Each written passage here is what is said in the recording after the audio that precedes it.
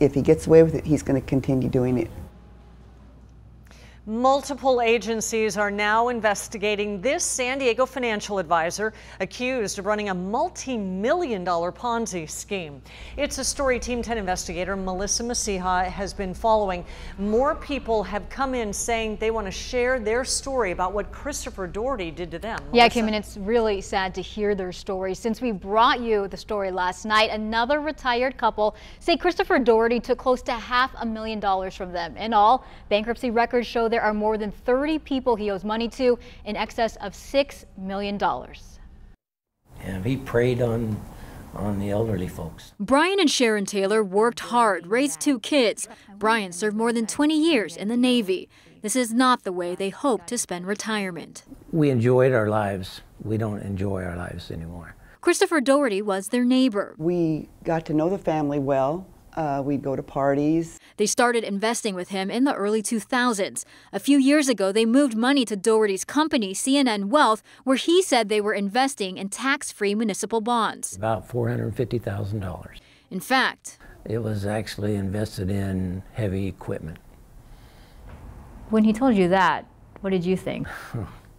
I couldn't believe it. They said this was all done without their knowledge. They learned this in October. He said, "Don't worry, you're getting your money back." And we didn't know that was the day after he filed bankruptcy. I interviewed 2 other couples blindsided by Doherty. Sharon and her husband invested about $30,000 with him, money for their grandkids. We have not received any funds back. Jerry and Diane said they lost more than $1 million to a man they once trusted. We can't even afford a burial plot at this point. The sheriff's department confirmed there is an ongoing criminal investigation into Doherty with at least 10 alleged victims so far, and that number keeps growing. They're all just good, really kind people who unfortunately trusted someone who was a licensed financial advisor and wasn't actually looking out for their best interest. Larissa Lazarus represents the Taylors in the Doherty bankruptcy case. In your opinion, was this elder financial abuse?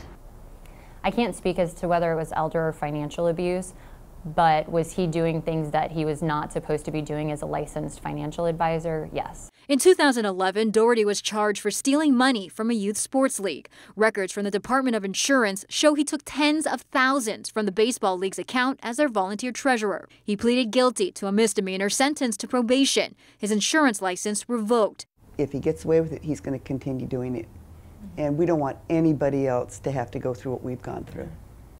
And just within the past hour, a sheriff's sergeant confirmed they've identified more than 30 potential victims in the criminal investigation. The SEC is also investigating Chris and his wife Narita for possible securities fraud. Now, after Chris pleaded guilty to that misdemeanor I told you about, he said he had a lapse in judgment. According to the Department of Insurance documents, we've tried to reach the Dohertys several times. We have not heard back. Melissa Masiha, Team 10.